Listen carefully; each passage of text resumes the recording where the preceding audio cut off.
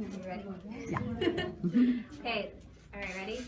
Oh, that one looks so good. Thank you.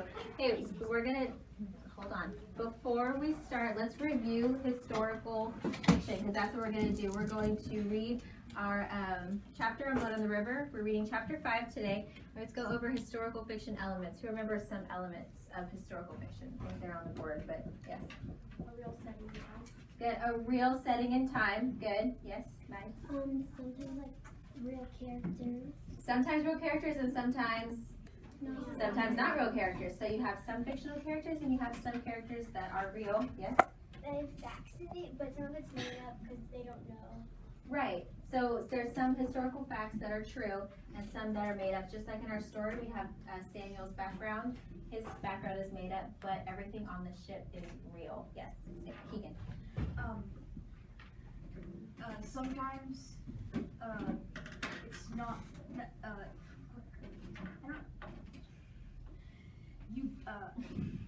The characters probably. It might have all real characters, but some of them might not say exactly what it is. Like they can't say exactly what they're gonna say, like an encountered or blood on the river. Oh, like what they actually said in real life. Yes. So some of the stuff that they say may be made up. Okay, Kennedy. Some of it's fiction. Some of it's fiction, yes. And so some of it's fiction, and that's why it's in like the format of like a story. And so it makes it a little bit more interesting, and that's why we focus on some historical fiction. Did I put it up there? I did. Okay, here's our poster. So just like you said, we have the setting. It's a real time and place. And the place is a real historical place. You have some characters that are real and some are not. They act and speak and live as if they're in that place, that time in history. Okay, the plot is based on real events, and there's conflict in the story. Yes? So, back to what Keegan said, is that like fake? Some of it can be fake, but some of it was actually what they said. But it doesn't tell us exactly which one was which, so we just kind of have to think, oh, maybe he could have really said that, and just kind of go along with the story. Okay, so let's read chapter 5 today. Monday, Tuesday. Yes. Monday, Tuesday, come to the carpet, please. Thank you for staying on 0. Thank you. Wednesday, come to the carpet, please.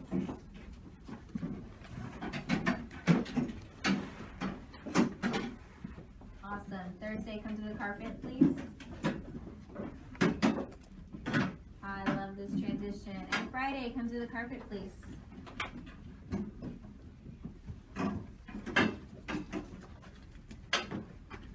Awesome job, guys. Thank you so much.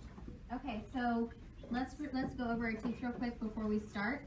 So our text say, I can explain the effect of a historical event or movement on the theme of a work of literature. Okay, so what is our historical event that we're talking about in Blood on the River?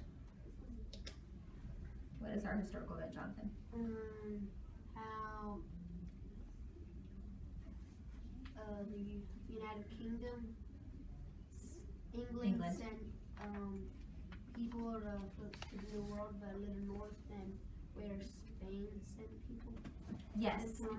Yes. So we're talking about England coming over to the New World and establishing colonies and making settlements. Yes, Maddie. How like they Captain James John Smith, and then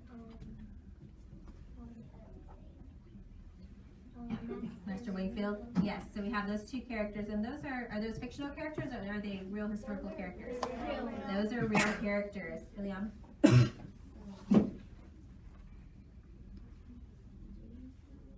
Yes, Jamestown. Yes, it's about the establishment of Jamestown. Okay, let's. And we're also going to. We're also going to make inferences about the text and use textual evidence to support understanding. We're going to talk about two characters and what we can infer about their relationship. Okay, so we're going to just think about the two characters. I think one of them's going to be Samuel, one's John Smith. And you'll see that their relationship kind of turns, it's different. So what is the relationship that we know now between John Smith and Samuel? Tyler? It's like getting worse and worse because they're like fighting more. Okay, well, they're not fighting. Well, No, they're Master not Wing- fighting. Master Wingfield and John Yeah. Smith are fighting. So how does Samuel feel about John Smith because he sees them fighting? He feels kind of like. Okay, so remember how? What does he think that John Smith is gonna do to him? Thinks he's gonna kill him because he put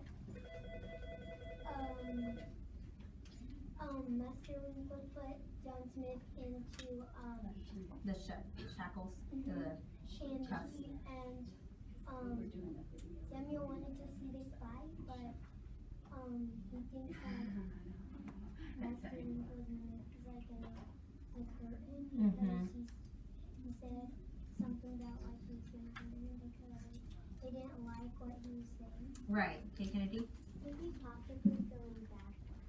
Okay, so you think he's gonna start feeling bad for him because he's in cuffs and he's like, wow, they treated him. Oh yeah, he's in custody. They kind of treating him bad. Yeah, he's probably taking pity on him. That's good. I like that word. Okay, so that's where we left off. We left off with chapter 4. So the gentlemen, remember the gentlemen are not wanting to continue traveling. They're like, I'm done. They're done with this. So let's see what continues. Yes. Two things. Another thing that, like, about Captain John Smith is that he feels bad is because Captain Wingfield. Wingfield said he would hang him that when they get the island. And the other thing is Captain John Smith the one is actually Captain Smith, which is real? Him? Yeah, he's real. Yes, he's real. Keegan, last one. I just wanted to say, he probably feels bad for him because he was right in the argument. He didn't say anything about taking over the captain. The Wingfield said you can take over the captain and turn it over the ship right now. Wingfield said yes. Wingfield said that, or they thought that John Smith was wanting to do that as well. So I think that's one of the reasons why they put him up, because they're like, well, he's being rebellious, and so let's put him in custody, so that he can't do anything else. Okay, so let's see, chapter 5. I said it like loud So that you could hear, and then you could go back and say, oh, I heard that this, kind of like spreading rumors. Yes. I think the sailors are just kind of like gossipers. Like they just hear what other people say and then they tell. Yeah, because I don't think that they haven't been to the islands yet, so they don't know. They probably, just like you said, somebody probably told them, oh yeah, that they wear this and they look like this and this, but that may not be true. And Yeah, so I bet they don't even know if it's true or not. right, they don't even know. Right, last one, Haley. Haley, talking. I think that was true, but maybe they're just making it loud so they can hear it. So maybe they don't want to go to the new world anymore, so they might tell the captain they don't want to go and they might want to go back. The sailors said, I don't want to do this anymore. Yeah, So maybe they're just making it fine with the so that everybody else. they want to go back. Right, that's a good inference. So like a long time ago, passes over about Columbus thing. Like they got into like a little skirmish, like a little fight. Who did? The Indians and the We'll see. So like maybe like that. The river and all that. So you're using the title, and you think that that's what the reason for the title is, Blood on the River? Think there's going to be a war between the Indians and the Wait, sailors? don't they walk the river to go all the way to the other side? And don't they like I don't know. intrude? We'll see. We'll see. Okay. Hold on. Okay. Then stop talking about it, I say. Moments later, we hear a call. Land ho! Richard grabs the empty oatmeal pot, but I yank it out of his hands. Hey, that's my job, he shouted. I brought it down. It's my job now, I said. I ran to the ladder with the pot. No way I'm going to let this chance slip by.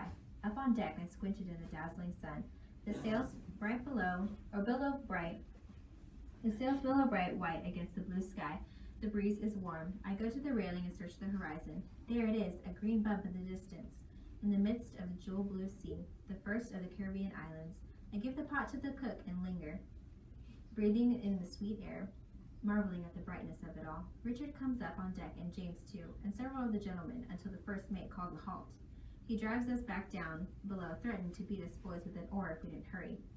The 'tween deck is abuzz with gentlemen and commoners, both wondering what this land sight means. Will we finally be able to get off this stinking ship? They'd better at least get fresh water. What we have smells like a sick dog. I want fresh meat. I will demand I will be let off to hunt. When the shouting begins up on deck, we all fall silent. God save us, they're coming. Look at them, they're monsters. Uh-oh. So wait, that's the Indian song? No, these are the sailors on the ship talking. Captain Newport, permission to man the guns, sir. James and Richard both look at me as if I had to answer. I decided I'd rather be beaten with an oar than sit on the 'tween deck waiting to be devoured by the sea monsters. I scramble up the ladder to the deck. We are in the shallow water now. The sea is translucent blue. Moving swiftly across the crystal water are several canoes. And the canoes are the very creatures conjured up by Richard's stories. They are naked, their skins painted red. The women's faces and arms are tattooed with patterns. The men's hair are long with beads and bones. Human bones? Hanging in decoration? They're coming quickly towards our ships. So are the sailors kind of right about what they look like? Yeah, kind of. We don't know if they eat people yet. Okay, I catch my breath. I expect to hear the scrape of the cannons being loaded, but instead I hear Captain Newport's voice. We are not Spanish barbarians. We will not slaughter these people unless they attacked first. Get Smith now. Two sailors swing into the 'tween deck, and there's clanking on the chairs as they unlock Captain Smith's irons. Captain Smith emerges from the 'tween deck. He stands on the deck watching the approaching canoes. His back is straight and his chest is puffed out. He does not look afraid, only determined. A tall man stands up in one of the canoes. He is naked except for the ring of bones around his neck. He raises his hand and Captain Smith does the same. Captain Smith begins speaking strange words and using hand motions to communicate. I easily understand the hand motions. We come in peace. And this is in parentheses, so he puts his hand over his heart. We desire trade. He dangles several strings of sparkling beads. So he has some sparkling beads. And we need food. He rubs his stomach.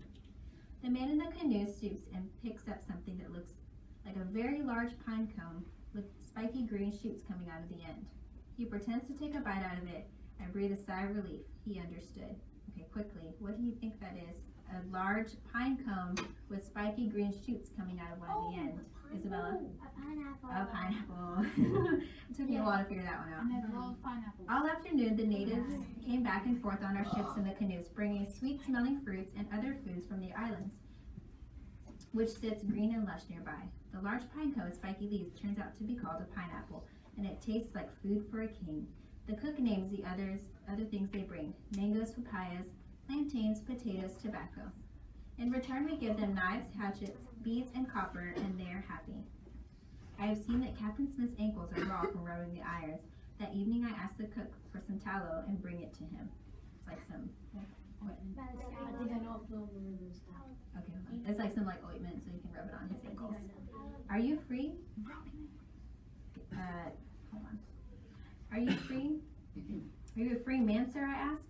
I seem to be for now, he said. He grimaces as he rubs in the tallow. The sores on his ankles are cracked and oozing. Quietly, I'd ask, how do you know the language of those natives? He smiles. Every man speaks a language of greeting, of trade, of hunger. I spoke with my hands. I nod, but the words? He shakes his head and whispers, those are Algonquin words, a language spoken in Virginia by the natives there. Roanoke settlers brought back word lists, and I've studied them. Let Newport and the others think they have me as a translator in these islands. It's too hot for those chains. I have one more question, but I'm not sure if I want to know the answer. I take a deep breath and blurt it out. Do the Carib Indians chop people up for their cookpots and eat them? He rubs his ankle for a moment and looks at me. Only if they catch them, he says. So, That might mean that might mean they... So, Oh, you think he running for escapes? his life. Maybe. Okay. Okay, so what we're gonna do, No. hold on a second. What we're gonna do is you're gonna go back in a little bit and you're going to read your book, your fiction book, and you're going to make inferences about some characters in your book. Okay, so just like we did, we made an inference about the sailors, and what maybe they were lying, maybe they were telling jokes. We don't know. So make an inference about a character or two of your characters, the relationship of two characters, in your book. Okay, does that make sense? Yes. Okay. What do you want to say? Is aloe the stuff that you put on your soap, or is it? It said tallow, like Tallow. I think it's like a plant that they use, and it just kind of helps with some. It's kind of like aloe. It would be like no, it's like an ointment to help like soothe it. Aloe, please. No, you have That's aloe. Yeah, that's like aloe vera. Yeah. No, because you're gonna respond. Okay. I need Monday and Tuesday's table back to their desks and reading, please. Yes, you may. Thank you for waiting. Thank you for going on 0. Yes. Wednesday